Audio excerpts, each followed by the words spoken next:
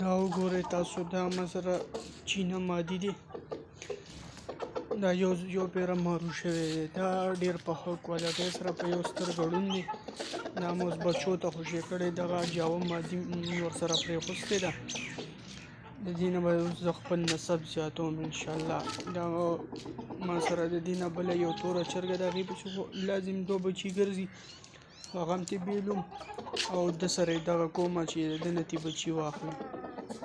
د هغه تورې چرګې را سره پټګان شته ښه پټګان دي ویې ګورئ دا چرګې وګورئ د دې وګورئ سترګې سپینې سترګې سپینه خپې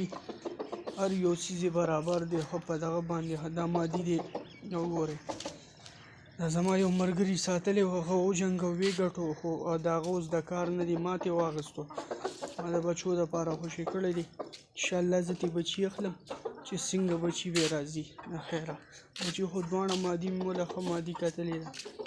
نور اوس د الله کار دی چې څنګه پکې راولي لکه جوړه خو مې ښه ښایسته جاوه مادي مې ورسره پرېښوستې ده